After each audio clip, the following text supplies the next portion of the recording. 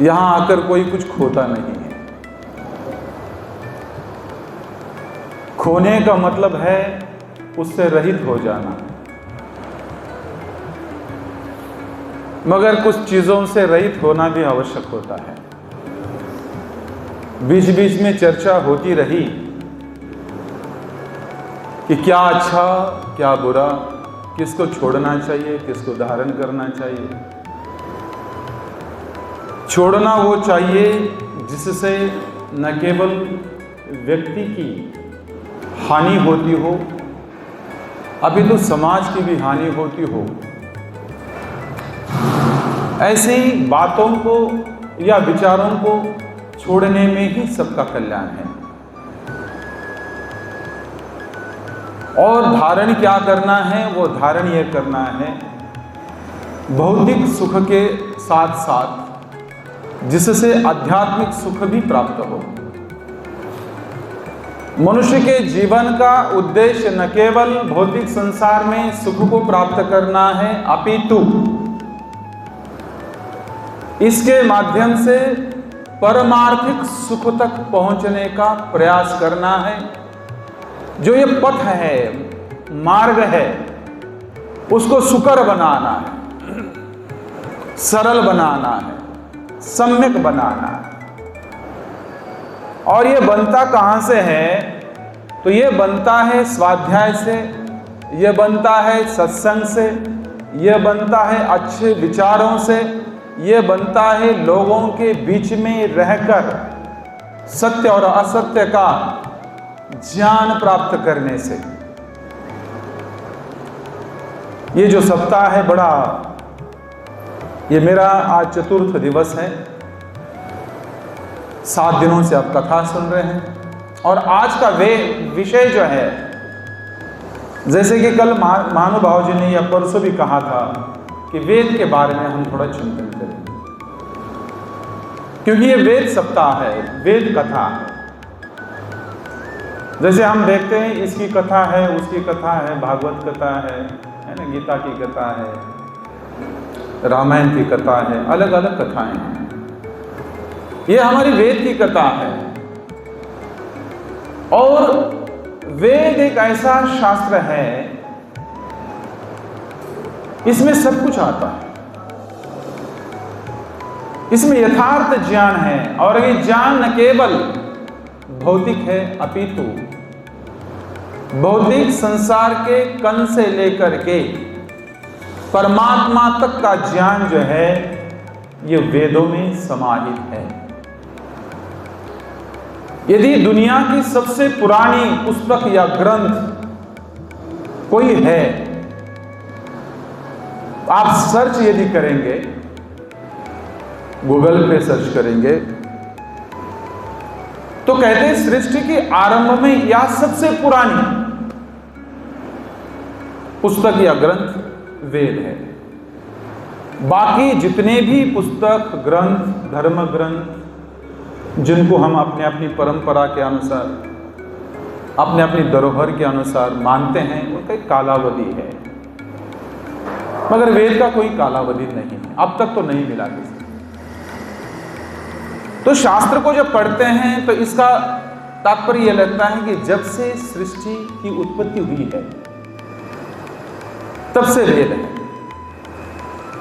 या हम ये कह सकते हैं मानव की उत्पत्ति के समय से वेद है। तो वेद क्या है? प्रश्न यह है। वेद का सीधा सा अर्थ होता है यथार्थ ज्ञान, ऋचाएं। यदि हम मोटे तौर पर सोचते हैं, मैं भी सोचता था कि वेद यदि इस सृष्टि से आरंभ में है, आरंभ से है, तो ये लिखे कैसे गए, ये कागज कहां से आ गए? होता है ना, उस समय तो कागज नहीं थे, क्योंकि हमने इतिहास में पढ़ा जो भी डेवलपमेंट हुई, हम बंदर से इंसान बन गए, फिर पूछते हमारे पता नहीं कहां चले। यही पढ़ाया जाता है ना, डार्विन का सिद्धांत। तो कुछ लोगों ने तो सिद्धांत स्थापित किए, जैसे मैक्स मूलर का सिद्धांत, वो भी वेद का कालावधि कहता था कि इतने 1000 वर्ष है, 2000 वर्ष है, 3000 फिर 5000 वर्ष है। और बाद में उसने ये भी कहा कि वेदों का कालावधि कोई नहीं बता सकता, ये प्राचीन काल से। मगर इस बात को जानबूझकर छुपाया गया, इसको ज्यादा प्रसिद्ध होने नहीं दिया गया। इसके पीछे षड्यंत्र है विदेशियों का। क्योंकि यदि किसी को या किसी पर राज करना है तो उसकी सबसे पहले संस्कृति नष्ट करो, उसकी धरोहर को नष्ट करो, उनके जो विचार है, उनके जो सिद्धांत है, सिद्धांत को समाप्त करो। बिल्कुल आप उस पर राज कर सकते हैं। उसके प्रति, संस्कृति के प्रति अनादर निर्माण करो, बिल्कुल आप उस पर राज कर सकते हैं। तो वेद जब से सृष्टि का आरंभ हुआ है तब से वेद है। विद विद्यानार्थ धातु है, इससे वेद शब्द बनता है। इसका अर्थ होता है ज्ञान, और ये ज्ञान परमात्मा की वाणी है। कल विषय चल रहा था, जीव, परमात्मा और प्रकृति नित्य है। ऐसे ही वेद भी नित्य है। वेद भी क्या है? नित्य है। ये वेद केवल एक सृष्टि के लिए नहीं है। अब बड़ा दिमाग में आएगा कि ये कैसा हो सकता है। आप समझ लीजिए कि यदि परमात्मा सर्वज्ञ है, नित्य है, तो उसका ज्ञान अनित्य कैसे हो सकता है? ये तर्क है। परमात्मा का ज्ञान भी क्या है? नित्य है। ये कभी समाप्त नहीं होता, एक जैसा है। कुछ लोगों को लगता है कि जब सृष्टि करते समय ये हुआ, फिर ईश्वर के दिमाग में ये आया, फिर ये आया, फिर उसने कुछ बढ़ाया चढ़ाया, जो भी कुछ है। मगर वेद इसको मान्य नहीं करते। वेद का ज्ञान जो है नित्य है, और ये कब से है नित्य, इसका तो कुछ पता नहीं है। मगर हम यहां तक इस सृष्टि की यदि बात करें, हम इसी सृष्टि की बात करते, पिछला छोड़, तो ये अभी समय क्या चल रहा है? आज वेदेश ये समय क्या है? कितना समय हुआ हमारे सृष्टि को निर्माण हुई? आज थोड़ा इस पर चर्चा करते हैं। बिल्कुल। वैसे पूरी सृष्टि की आयु जो है 4 अरब 32 करोड़ वर्ष है। और दिमाग को थोड़ा ताजा रखना, मैं काउंटिंग करूंगा, और 4 अरब 32 करोड़ कैसे होते इसको मैं आपको बताऊंगा, जुड़ते जाना। एक सृष्टि का कालावधि है 4 अरब 32 करोड़ वर्ष। कुछ लोग कहते हैं 5 साल के 5000 साल के बाद, 1 लाख के साल के बाद सृष्टि समाप्त हो जाएगी, नष्ट हो जाएगी। बिल्कुल गलत। 2012 की घटना है, हमारे महाराष्ट्र में एक चर्चा फैल गई कि अब सृष्टि का अंत होने वाला है, खालो पी लो। मेरे ख्याल से पूरे भारतवर्ष में था ये बात। तो हमें चिंता करने की जरूरत नहीं है, नहीं सर, समाप्त नहीं हो। हाँ, यदि मनुष्य कुछ करना चाहे, अनुमोम डाल दे, कुछ कर दे, अगर पूरी सृष्टि समाप्त नहीं होगी, प्रलय नहीं होगा। प्रलय कब होगा? अब मैं बताऊंगा। अभी इस समय सृष्टि की आयु है 1 अरब 96 करोड़ 8 लाख 53,000 126 साल पूरे हुए हैं। जो प्रतिपदा गई है हमारी, कौन सी? जो चैत्र शुक्ल प्रतिपदा गई। अब ये 27वां चल रहा है। अब इसको हम काउंटिंग कैसे करें? क्योंकि देखो, जब तक हमारी माता पिता की महानता हमें पता नहीं है, तब तक उनके प्रति आदर नहीं होगा। आपके बीच में कोई एक बहुत हायर पोजीशन पर बैठा हुआ व्यक्ति यदि है और किसी को पता नहीं है, हम उसको सामान्य तरह सोचेंगे। मगर पता यदि चले कि ये IAS ऑफिसर है, ये कलेक्टर है, ये बहुत बड़े डॉक्टर है, ये बहुत बड़े समाज सेवी है, ये बहुत बड़े दानी हैं, तो उनके प्रति देखने का दृष्टिकोण हमारा बदल जाता है। ऐसे ही जब तक हम अपने धरोहर के प्रति जागृत ना हो, क्योंकि समाज में जो कुरीतियां फैली हुई है, या हमारे बच्चे किसी और धर्म को स्वीकार कर रहे हैं, या किसी और पंथ को स्वीकार कर रहे हैं, इसका कारण यह है कि हमने अपने बच्चों को अपने बारे में नहीं बताया। हमने अपने ऋषि मुनियों के बारे में नहीं बताया।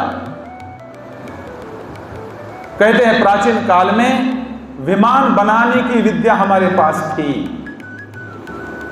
हम सुनते हैं पुष्कर विमान में बैठकर चले गए। कौन सा था? वहां तक पेट्रोल की भी आवश्यकता नहीं थी। तो ये जो संस्कृति है, ये संस्कृति की ज्ञान देना ये हमारा कर्तव्य है। तो जितनी पुरानी संस्कृति होगी, जितनी महान संस्कृति होगी, तभी जाकर हम अपने बच्चों को बता सकते हैं। इसका ज्ञान हमें होना चाहिए। तो एक सृष्टि में 14 मनवंतर होते हैं। कितने? 14 मनवंतर होते हैं। और एक मनवंतर में 71 चतुर्युगियां होती है। और सामान्य क्या लगता है कि सामान्य समाज में यह रूढ़ी है कि केवल एक सतयुग होता है, केवल एक त्रेता युग होता है, और केवल एक क्या होता है? द्वापर होता है, और एक कलियुग होता है। इतना ही होता है एक सृष्टि। मगर शास्त्र के अनुसार कहूं तो 1000 क्या होती है? चतुर्युगियां, अर्थात सतयुग एक सृष्टि में 1000 होते हैं, कलियुग एक सृष्टि में 1000 होते हैं, द्वापर 1000 होते हैं, त्रेता 1000 होते हैं, अर्थात ये 1000 होते हैं। अब इसका कालावधि क्या है? तो एक मनवंतर में 14 मनवंतर होते हैं एक सृष्टि में, और एक मनवंतर में 71 चतुर्युगी। चतुर्युगी का मतलब क्या है? जिसमें 4 युग हो। आप देखो, एक युग का कालावधि कितना है? कलियुग का कालावधि है 4,32,000 वर्ष। कितना? 4,32,000। इसको दुगुना कर दो, 8,64,000। ये हो गया द्वापर। उसमें और 4,32 डालो तो ये होगा 12,96। ये हो गया त्रेता। और सतयुग का कालावधि होता है 17,28,000। इन चारों को मिला दो, ये होता है 43,20,000 वर्ष। एक चतुर्युगी। अब ऐसे 1000 करनी है, तब जाकर के 4 अरब 32, ये जो 4 अरब 32 करोड़ वर्ष का हो जाए। अब एक जो चतुर्युगी बनी, ऐसे 71 चतुर्युगिया का जो कालावधि हम गुना करेंगे तो वो होता है 30,67,20,000 वर्ष। एक मनवंतर हुआ। अब ऐसे मनवंतर को गिनाते जाओ, और तब ये होते हैं मनवंतर टोटल 994, और इसका कालावधि होता है 4 अरब 29 करोड़ के लगभग। और बीच का जो 2 अरब है वो संधि काल, स्वामी जी लिखते हैं वो संधि काल है। तो ऐसा मिला करके एक सृष्टि का कालावधि बनता है 4 अरब 32 करोड़ वर्ष। ये सोचने लायक नहीं? ये है हमारी संस्कृति, ये है हमारे वेदों का काल, ये है हमारे पूर्वजों का काल। इसलिए हम सनातन हैं। हम क्या है? हम सनातन हैं। और देखना, वेद में किसी जाति जो हम बोलते हैं उसका कोई उल्लेख नहीं है। हमारे वेदों के अनुसार जाति का मतलब है मनुष्य जाति, पशु जाति, पक्षियों की जाति। जाति का मतलब जो समाज में जो रूढ़ी हुई है, रूढ़ शब्द हुआ है, इससे हम नहीं मानते, ये वेद नहीं मानते। क्योंकि वेद का सप्ताह है, तो विश्वास कैसे करें कि वेद परमात्मा की वाणी है? वेद परमात्मा की वाणी है, इस पर विश्वास कैसे करें? तो जब हम वेद को पढ़ते हैं, वेद का 31 वाद्य है, उसमें 6ठा मंत्र आता है, तस्मात् यज्जात् सर्वभूतम् ऋचः सामानि जज्ञिरे छंदोंसि जज्ञिरे तस्मात् यजुस्तस्मात् अजायत। वेद कह रहा है तस्मात् यज्जात्, उस यज्ञ से वेद निर्माण हुए। अब यज्ञ का अर्थ क्या समझा जाए? यज्ञ का हमें तो यही अर्थ है कि जो हम हवन करते हैं वही यज्ञ है, यही है ना? यही अर्थ सभी को पता है। तो अग्नि से वेद कैसे निर्माण हो सकते हैं? इसके सही अर्थ को हमने नहीं जाना, इसलिए हम फिल्मों में या जो मालिकाएं बीच में चली उसमें से कोई आता है, वेद प्रकट करता है, पुस्तकें दिखाता है, ऐसा नहीं है। यज्ञ का अर्थ लिखा है यज्ञो वै विष्णु। क्या अर्थ है जी यज्ञ का? विष्णु। अब ये विष्णु कौन है? वेवेष्टि व्याप्नोति चराचरम जगत सह विष्णु, जिसने इस सृष्टि को व्याप्त किया है, जो व्यापक है, न केवल बाहर से, अंदर से भी जो व्यापक है वो विष्णु है। इसलिए परमात्मा का एक नाम विष्णु है। वैसे परमात्मा का निज मुख्य नाम है ओम। क्या है जी? ओम। ओम का अर्थ क्या है? अवतीति ओम। सत्यार प्रकाश में ऋषि दयानंद लिखते हैं, जो अवती रक्षा करता है, वो प्रोटेक्ट अस, जो हमारी रक्षा करता है वो परमात्मा है। करता है कि नहीं रक्षा? पता है शरीर में क्या क्या हो रहा है? नहीं, कुछ नहीं पता। हम केवल खाने की प्रक्रिया करते हैं। इसको पचाता कौन है? नवरसों में, धातुओं में इसको परिवर्तित कौन करता है? तिक्त लवण में कौन परिवर्तित करता है? रक्त मज्जा में कौन परिवर्तित करता है? यह शरीर को कौन चला रहा है? धड़कन को कौन धड़का रहा है? ब्लड सर्कुलेशन कौन चला रहा है? ये जो है ये परमात्मा चला रहा है। तो ये परमात्मा का मुख्य नाम ओम है। और जैसे जैसे परमात्मा के गुण हैं वैसे वैसे परमात्मा के अनंत नाम है। परमात्मा का एक नाम ब्रह्म है। ब्रह्म का क्या अर्थ होता है? व्यापकत्वात्, आकाशादिवत्, आकाश की तरह जो व्यापक है, इसलिए ईश्वर का नाम क्या है? ब्रह्म है। तो ऐसा ब्रह्म, ऐसा विष्णु, वहां से है ना, यज्ञा तस्मात् यज्ञात्, उस यज्ञ से अर्थात उस विष्णु से, उस ईश्वर से क्या निर्माण हुए? ऋग्वेदो, यजुर्वेद, सामवेद और अथर्ववेद। तो ये चार वेद सबसे पहले चार ऋषियों ने ग्रहण किए ध्यान में बैठकर। लोगों को लगता है कि सुनकर नहीं, जैसे अभी हम रेडियो चलाते हैं, मोबाइल की लहरें आती है ना, तो हम उसके माध्यम से पकड़ लेते हैं। जो वीडियो कहीं से चला है ना, वो हम देखते हैं टीवी पर, मोबाइल पर, आवाज को सुनते हैं। तो इसी प्रकार से अग्नि, वायु, आदित्य और अंगिरा, इन चार ऋषियों को सबसे पहले ये वेद प्राप्त हुए।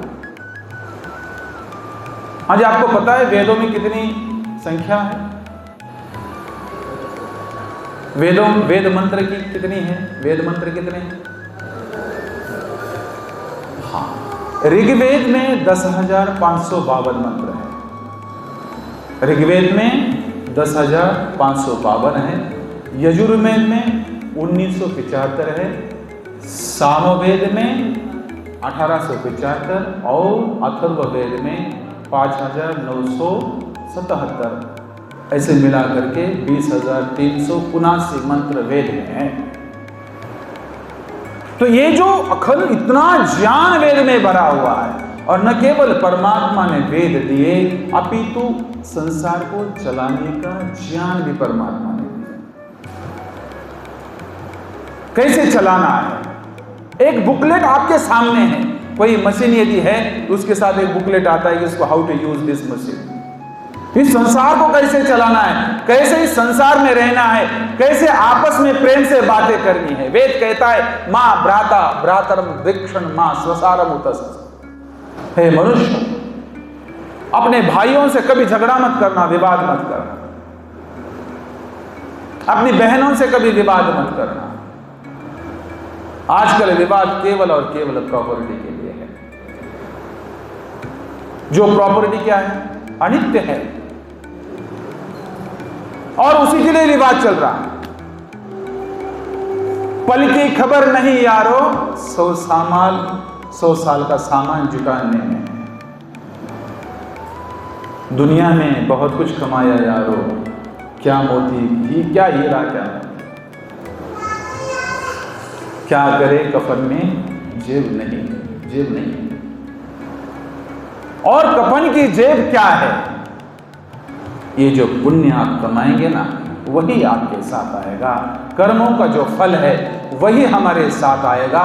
इसलिए वेद कहता है कुर्वन् एव इह कर्माणि, कर्म करते हुए ही 100 साल के जीने की इच्छा करनी चाहिए, निठल्ला बैठ कर नहीं। यदि हम धर्म न करें, पुण्य कर्म न करें, हमें हमारे में और पशु में कोई भेद नहीं। आहार निद्रा भय मैथुनं सामान्य में तत्पशुभिर्नराणां धर्मो हि तेषाम् अधिको विशेषः धर्मेण हीना पशुभिर्समाना। तो मनुष्य में और पशुओं में क्या फर्क है? केवल धर्म का फर्क है। और धर्म का अर्थ क्या होता है मैंने बताया, संरक्षण। धर्म का अर्थ है सेवा, धर्म का अर्थ है एक दूसरे की मदद करना, धर्म का अर्थ है सत्य बोलना, धर्म का अर्थ है अच्छा बर्ताव करना, स्वाध्याय करना, ये धर्म का अर्थ है। और ये पशु नहीं कर सकते। जैसे हम भोजन करते हैं वैसे पशु भी तो भोजन करते हैं, जैसे हम सोते हैं वैसे पशु भी सोते हैं, जैसे हम डरते हैं वैसे पशु भी डरते हैं। आहार निद्रा भय। और जैसे हम प्रजा की उत्पत्ति करते हैं, पुत्रों को जन्म देते हैं, ऐसे वो भी तो पुत्रों को जन्म देते हैं, प्रजा को जन्म देते हैं। तो हमें और भेद क्या है? केवल धर्म का है। तो वेद कह रहे धर्म का अनुपालन करो, आगे बढ़ो और अच्छे कर्म करते हुए 100 वर्ष जीने की मनोकामना हमें करनी चाहिए। और परमात्मा ने क्या किया? न केवल वेदों को निर्माण किया और कहते हैं तस्मात् यज्ञात् सर्वभूतः समृद्धं पृषदाच्यं पशुस्ताश्चक्रे वायव्या नारण्या ग्राम्याश्च। उसने पशुओं को भी जन्म दिया। जितने पशु पक्षी कीट पतंग ये परमात्मा ने बनाए हैं। तो जब परमात्मा ने बनाए हैं तो हम कौन होते हैं उनको मारने वाले? ये संवेदना का विषय है, चिंतन का विषय। क्या हमारे और पशुओं में कोई भेद है? यदि भेद है तो क्या भेद है? हमारी संवेदनाएं जागृत है। यदि पशु अपने से कमजोर पशुओं को मारता है, उस पर ताकत जमाता है, वैसे ही यदि हम करते हैं तो हमारे इसमें कोई भेद नहीं। परमात्मा बड़ा दयालु है। परमात्मा ने ये जो देह दिया है ये केवल भोग के लिए ही नहीं, ये परोपकार के लिए है।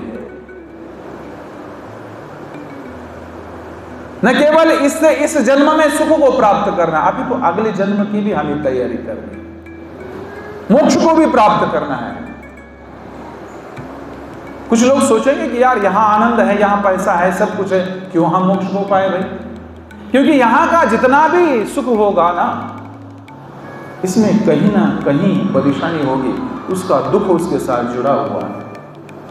मगर कहते हैं मोक्ष का जो आनंद है, जो परमात्मा को हम सच्चित आनंद से युक्त कहते हैं, वो आनंद कुछ अलग है, डिफरेंट है। ये केवल रसो वैसा, वो अनुभूति का विषय है, व्यक्त करने का विषय नहीं है। ऋषि दयानंद जी कहते हैं जब व्यक्ति या कोई ध्यान में बैठता है और परमात्मा की अनुभूति करता है, तो जैसे गोता को डुबकी लगाकर आता है, वो जो आह्लाद होता है वो उस जीवात्मा को प्राप्त होता है। तो ये मोक्ष का कालावधि कितना है? कहते 31 नील 10 खरब 40 अरब वर्ष मोक्ष का कालावधि। और ये कालावधि कैसे? 36,000 बार सृष्टि की निर्मिति होनी पड़ेगी और 36,000 बार सृष्टि का प्रलय होना पड़ेगा। ये जो इतना जो कालावधि है ये होता है 31 नील 10 अरब 40 अरब वर्ष। तो इतनी महान सृष्टि, इतना महान ज्ञान हमारे पास है और वो परमात्मा हमारा ऐसा है। हमारा परमात्मा कहीं और नहीं बैठता, वो आप और मुझ में बैठा हुआ है। पुरुष एव इदम सर्वम यत्किंचित जगत्याम जगत। वेद कह रहा है ईशावास्यम इदम सर्वम, जो कुछ दिख रहा है या जो नहीं दिखता, इन आंखों के माध्यम से सूक्ष्माति सूक्ष्म जितने भी द्रव्य है उन सब में परमात्मा व्याप्त है, व्यापक है, सब में है परमात्मा।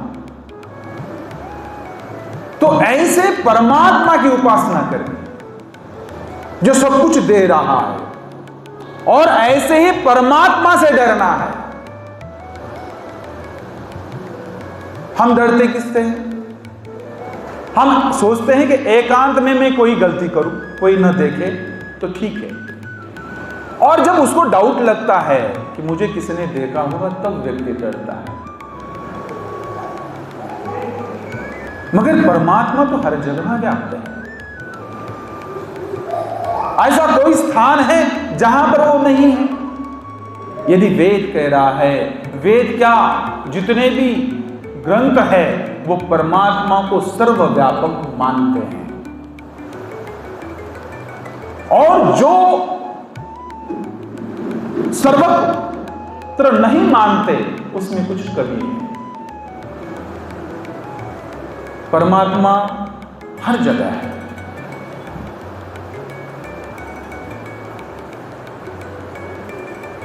इसलिए कहते हैं कि इतना होने के बाद परमात्मा कितना बड़ा है, तो कहते हैं दशांगुलम। हमें लगता हो केवल एक पृथ्वी है, नहीं, ऐसे अनंत पृथ्वी है, अनंत सूरज है, अनंत चंद्रमा है, तारे हैं, गैलेक्सियाज है। मुझे भी प्रश्न पड़ता होगा, यहां यदि अन्याय अत्याचार होते तो यहां लोक संख्या क्यों बढ़ती? ऐसे प्रश्न मैंने अपने गुरुजी से पूछा। गुरुजी ने कहा केवल एक सृष्टि थोड़ी है, एक पृथ्वी थोड़ी है, ऐसे अनंत पृथ्वियां है। इसलिए मैं जो मंत्र सुर में कहता हूं, यो भूतं च भव्यं च सर्वं यश्चादितिष्ठति, जो हुआ है, जो वर्तमान में है और जो होने वाला है, इससे पहले भी परमात्मा था, है और रहेगा। ऋग्वेदादि भाष्य में च का अर्थ लेते ऋषि दयानंद वर्तमान भूतम च भव्यम च, क्योंकि भूत और भव्य की बात है, वर्तमान की कहां बात है? तो ऋषि दयानंद जी और प्रमाण देकर च का अर्थ लिखते वर्तमान। और क्या है? कहते यौ भूतं च भव्यं च सर्वं यश्चादितिष्ठति स्वर्यस्य च केवलम, और आनंद ही आनंद जो है, केवल आनंद परमात्मा में है। तस्मै ज्येष्ठाय ब्रह्मणे नमः। ऐसे ज्येष्ठ श्रेष्ठ परमात्मा को हम नमन करते हैं। यस्य वातः प्राणा प्राणम यस्य चक्षुर अंगिरसः दिशो यश्चक्रे मूर्धानम्, या दिशो यश्चक्रे प्रज्ञानी। परमात्मा को प्रज्ञान कहा, प्रज्ञानी कहा। प्रकृष्टम ज्ञानम यस्मिन् सः, जो सब कुछ जानता है, और सब कुछ जानता वो है जो सर्वव्यापक है। हम और आप वो नहीं जान सकते। हम अल्पज्य हैं क्योंकि एक स्थानीय है, एक देशीय है, और जो एक देशीय होता है वो सर्वज्ञ नहीं हो सकता, और जो सर्वज्ञ नहीं होगा वो सर्वशक्तिमान कैसे हो सकता है? सर्वशक्तिमान केवल वो हो सकता है जो सर्वत्र हो, जो सर्वत्र होता है वो सर्वज्ञ होता है। और इसलिए कहते हैं परमात्मा ने सब कुछ बनाया, और न केवल बनाया, वो धारण भी कर रहा है। परमात्मा के मुख्य मैंने 5 काम गिनाए थे। एक सृष्टि करता, दूसरा क्या है? धारण करता। वो धारण करता है इतने सारे फल फूल जो कुछ भी हमें दिया है, क्या इससे कोई परमात्मा का फायदा है क्या? वो तो भोगता ही नहीं, वो भोग नहीं करता। वो अकाय है, उसको भोगने की कोई आवश्यकता नहीं है, वो परिपूर्ण है।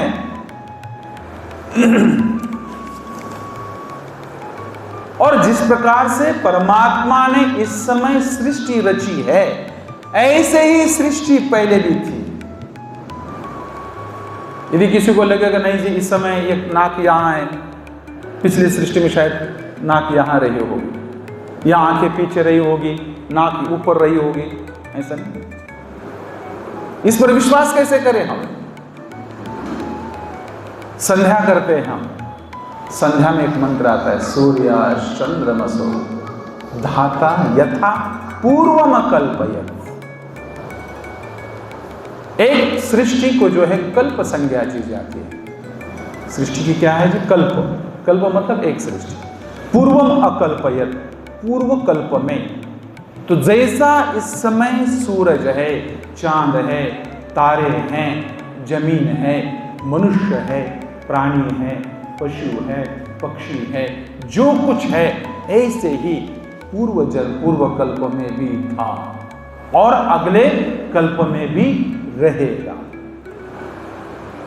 सूर्याश्चंद्रमसौ धाता यथा पूर्वम कल्पयत् दिवं च पृथिवीं च अंतरिक्षमतो स्वा।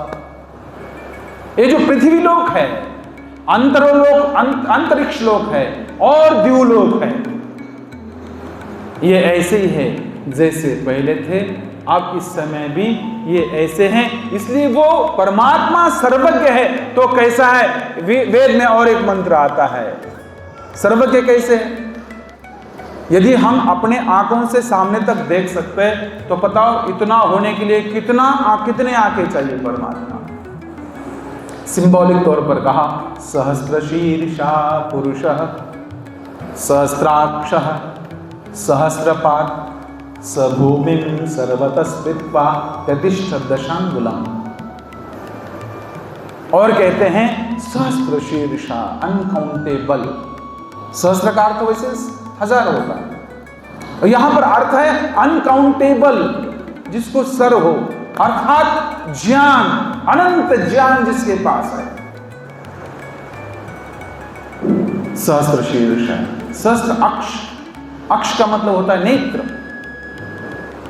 एक आंखों से जितना हम देखते हैं, ऐसे अनंत जिसको आंखें हो, ऐसा वह परमात्मा है।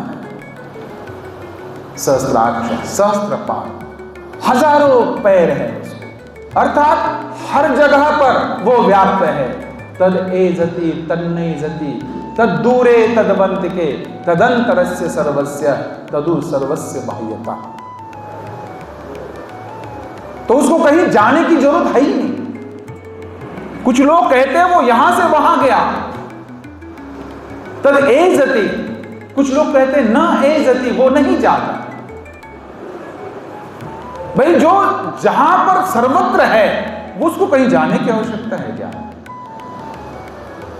ना उसको कहीं जाने की आवश्यकता है, ना उसको कहीं आने की आवश्यकता है, मगर कहते हैं उसका वेग इतना है, हम जो सोचते हैं वह परमात्मा को पता चलता है।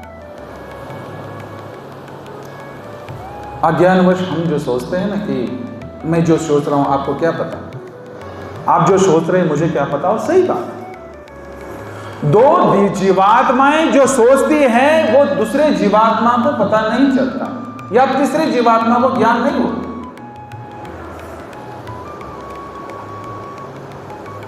मगर हम जो भी सोचते हैं ना, उस परमात्मा को सब कुछ पता है। यदि अच्छा सोचते हैं तो भी पता है, बुरा सोचते हैं तो भी पता है, और इसका फल तुरंत आपको परमात्मा देता है। वो कैसे? देखना, किसी के बारे में अच्छा सोचना चालू करो। जैसे ही आप अपने पड़ोसी के बारे में, भले ही उसका स्वभाव आपको पता ना हो या अच्छा न लगता हो, अच्छा सोचना आरंभ करो, आपको अंदर से एक अच्छी फीलिंग्स आना चालू हो, आपके शरीर में परिवर्तन होगा। इसलिए डॉक्टर भी है ना, वो कहते हैं पॉजिटिव विचार करो, सकारात्मक सोच लो। सकारात्मक सोच रखने से हमारे शरीर में परिवर्तन होता है, और वो परिवर्तन हमारे चेहरे पे दिखाई देता है। हमारे बीच में जो हमारे यहाँ के विधायक, प्रिय विधायक बजाज जी, उनकी माता श्री आई हुई है, डॉक्टर साहिबा, उनको भी नमस्ते करता हूं, उनका स्वागत है। तो आप डॉक्टर हैं, तो इनको भी पूछेंगे तो कहीं हर समय हमें पॉजिटिव विचार करना है, सकारात्मक विचार करना है। शरीर में परिवर्तन होता है, हार्मोन्स चेंज हो जाते हैं। तो ये परमात्मा जो है, सोचने पर यदि आपको इतना फल देता है और नेगेटिव सोचना चालू करो किसी के बारे में, तुरंत फल आपको मिलना आरंभ होकर मिलना है। आपकी आंखों में वो दिखाई देगा, धड़कन बढ़ने लगेगी, आप चिंतित हो जाओगे।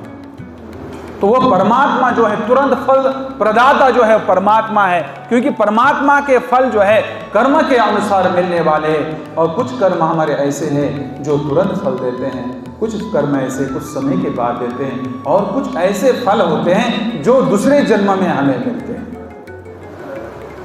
शास्त्र ये कहते हैं कि जीवात्मा के साथ दो प्रकार के संस्कार चले आते हैं। क्या आते हैं? चले आते हैं। एक जीवात्मा के स्वयं के संस्कार होते हैं जो अनंत जन्मों से उसके साथ में है, क्योंकि उसका जो सूक्ष्म शरीर है, वो सूक्ष्म शरीर जीवात्मा के साथ रहता है, और उस सूक्ष्म शरीर में वो संस्कार रहते हैं। और दूसरे संस्कार होते हैं माता पिता, दादा परदादा। इसलिए कभी कभी कंफ्यूज होते हैं, यार इतने अच्छे माता पिता होने के बाद भी ये बच्चा ऐसा कैसा निकला। होता है ना, समाज में हम देखते हैं, अपवाद के रूप में बहुत अच्छे साधु संत हैं जी, मगर उनका बेटा बड़ा नालायक निकला, कहते हैं ना, बड़ा दुष्ट निकला, दुराचारी निकला, अन्याय निकला, पापी निकला। और कभी कभी पापी के घर में भी, चोर के घर में भी, दुष्टों के घर में भी बहुत अच्छी साधु संतान निर्माण हो जाती है। रावण का ही उदाहरण ले लो, रावण के पिताजी कितने बड़े विद्वान विदुष, ये संतान किस प्रकार से निकली। तो इसका मतलब यह हुआ कि माता पिता यदि अच्छे हैं, यह बड़ी सुनने की बात है, ध्यान दीजिएगा। माता पिता बहुत अच्छे हैं, फिर भी यदि संतान गलत निकलती है तो यह माता पिता का दोष नहीं है, वो जीवात्मा के ही संस्कार ऐसे रहे हैं। वह परमात्मा देने वाला है, जैसा करोगे वैसा भरोगे। इसलिए हमारे कर्म हमेशा अच्छे होने चाहिए, और वह परमात्मा सब देख रहा है। श्रोवन, वो परमात्मा केवल ये सृष्टि जब निर्माण करता है ना, उसके लिए कोई साधन की आवश्यकता नहीं है। इसी मंत्र पे यदि आगे बढ़ेंगे ना, वो सूर्य चंद्रमसो धाता यथा पूर्वम कल्पयत दिवं च पृथिवीं च अंतरिक्षमतो, तो वो कहते ईशन एक शब्द है, केवल एक क्षण मात्र से इच्छा मात्र इस सृष्टि को निर्माण करता है। ऐसा वह परमात्मा महान है, सबका कल्याण करने वाला है, और जो है सब पर दया दृष्टि रखने वाला वह परमात्मा हम सब की रक्षा कर रहा है। तो उस पर कभी कभी बिल्कुल दिल से विश्वास करना चाहिए। और हम चिंतित होते हैं, हमें समझ में नहीं आता कि कौन से काम अच्छे हैं, कौन से काम बुरे हैं। होता है ना, यहां जाऊं वहां जाऊं, ये करूं वो करूं। ऋषि दयानंद जी बड़े सरल शब्दों में सत्यार प्रकाश में लिखते हैं, पढ़ लेना सत्यार प्रकाश, बहुत सुंदर। वो कहते हैं, जो काम करने से मन के अंदर आनंद का अनुभव होवे, अंदर उत्साह बढ़े, प्रसन्नता का अनुभव होवे। किसी को मदद करने पर होती है ना, दान देने से, मदद करने से, ये जो किसी को खिलाने से, ये जो आनंद है, कहते हैं ऐसा काम जो होता है वो अच्छा है, वो करना चाहिए। और जो काम करने से मन में है शंका और लज्जा का अनुभव होवे, वे सब काम गलत है। आप ये पूछने की आवश्यकता ही नहीं है कि गलत क्या और सही क्या है। यदि हमारी संवेदनाएं जागृत है, हम संवेदनशील है, हम यदि मनुष्य है, मैं मनुष्य की बात कर रहा हूं, केवल मनुष्य देह में आने वाला व्यक्ति यदि मनुष्य होता तो मनुस्मृति में मनु को कहने की क्या आवश्यकता पड़ती जी कि मनुर्भव, हे मनुष्य तू मनुष्य बन। इसका अर्थ यह है कि हम मनुष्य होने के बाद भी, शरीर को प्राप्त होने के बाद भी हम मनुष्य नहीं है यदि हमारे अंदर मनुष्यत्व नहीं है। इसलिए कभी कभी जो स्कूलों में जो शिक्षाएं होती हैं, यदि मेरी बात डॉक्टर साहब सुन रहे तो मैं आपसे विनती करूंगा, हमारे प्रिय बजाज जी को आप एक संदेश पहुंचा दीजिए कि गवर्नमेंट तक यह बात पहुंचा दिया जाए कि मनुष्य बनने के लिए भी यदि कोई पाठ्यक्रम है तो इसमें कुछ अंश तो उसमें डाल दिए जाए, क्योंकि हमारा प्रतिनिधि वहां पर बैठा हुआ है, यह बात हमारी पहुंचा सकता है। केवल पैसा कमाने से या बड़े पोस्ट पर जाने से यदि हम मनुष्य होते तो क्या मनुष्य पर अन्याय करता? क्या हमारी बहन बेटियों पर अत्याचार होता? क्या हमारे मां बाप वृद्धाश्रम में पड़ते? ये स्थिति क्यों है? बड़ी बेकार अवस्था है इस समय राष्ट्र। जाके देखो किसी भी वृद्धाश्रम में क्या हो रहा है, यह अन्याय क्यों बढ़ रहा है? माताओं, आपको जागना पड़ेगा, आपको अपने बच्चों से संस्कार करने पड़ेंगे।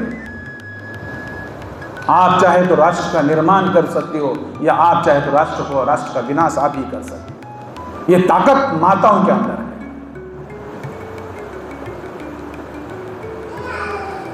तो ये चिंतन का विषय है, बहुत गहरा विषय है। जब हम सोचते हैं इस बारे में, कलेजा कांप उठता है कि समाज में क्या हो रहा है। कोशिश तो हमें करनी चाहिए। कभी क्या हम सोचते हैं, हम सोचने से क्या होगा?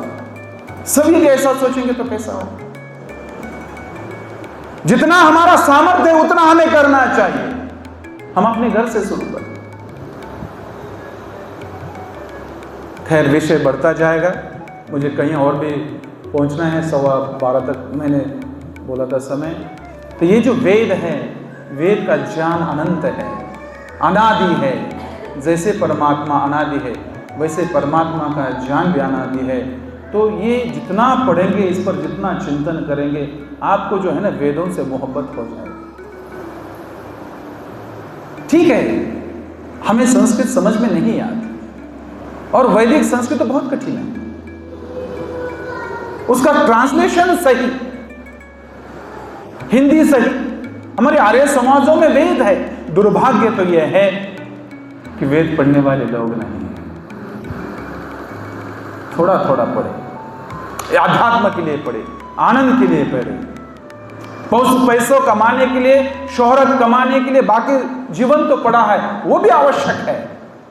साधन नहीं होगा तो साध्य कैसे प्राप्त होगा? ये उपभोग है, भोगने, हमें भोगने। परमात्मा ने हमारे लिए बनाए, किसके लिए बनाए? ये गाड़ी बंगला सामर्थ्य भोगना चाहिए, अच्छे अच्छे फल खाने चाहिए, अच्छे वस्त्र धारण करने चाहिए, अच्छा रहना चाहिए, मगर उसके साथ साथ अच्छे विचार भी निर्माण करने चाहिए। उद्देश्य केवल इस जीवन तक का नहीं है। वेद का आदेश है, ये जीवन तो सुखी बनाओ, आनंद से युक्त बनाओ, घर में बैठो, परिवार के साथ रहो, भोजन साथ में करो, प्रार्थना करो, जो मैं खा रहा हूं सबके लिए अन्न का प्रसाद हो। और अंत में हम सब यही प्रार्थना करें, सर्वे भवन्तु सुखिनः, सर्वे सन्तु निरामयाः, सर्वे भद्राणि पश्यन्तु मा कश्चित् दुःखभाग् भवेत्। ओम शांति शांति शांति।